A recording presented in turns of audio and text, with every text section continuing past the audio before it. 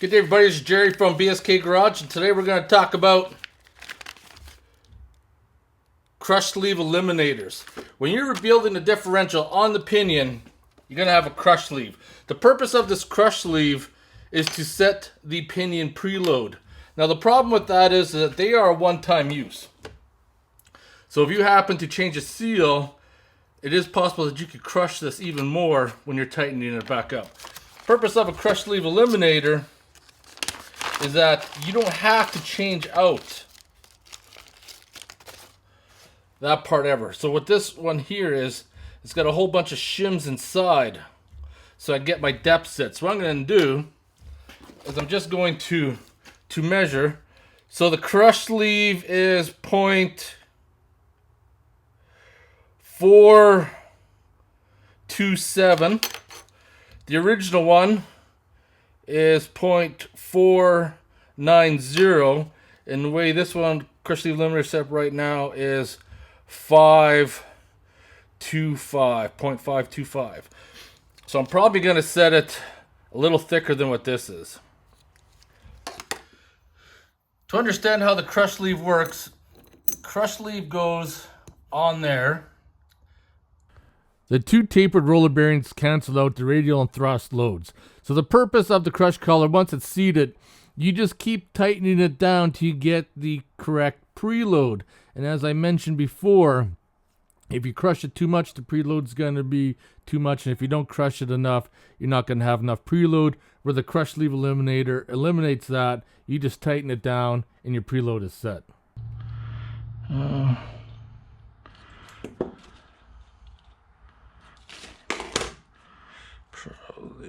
I will start with that. Can't forget, new bearings. Got to give them a dab of oil.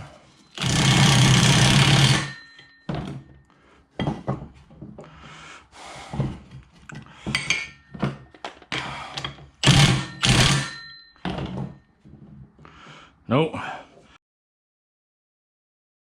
Still too loose. So this is where it becomes tricky, and you got to try to figure out where you're at. If you don't have enough shims on, you will tighten the pinion against the bearing cones without having any pressure on the crush sleeve eliminator, which will make it tight.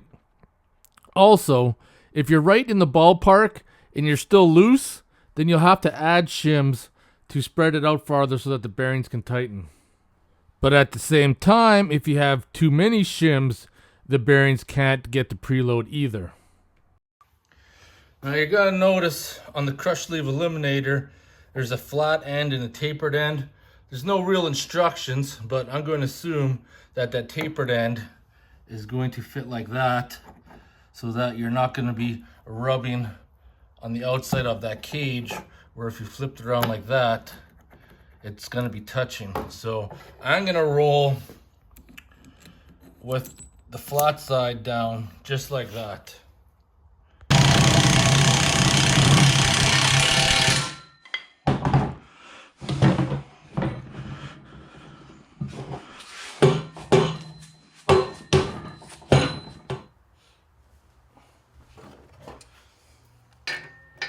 I need to be between 16 and 29 inch-pounds.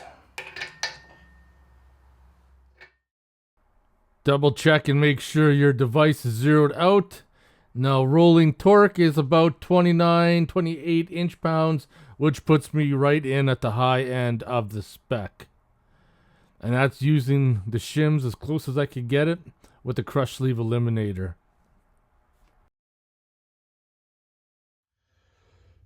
All right, final thoughts of the crush sleeve eliminator. Pros and cons. It'll probably take you longer to set the crush sleeve eliminator up versus using the crush collar, because you just keep tightening it until you get the proper preload. But I like the eliminator in case if you ever have to go back in, do some changes. It's already set up. Make sure you don't lose the extra washers in case you need them again.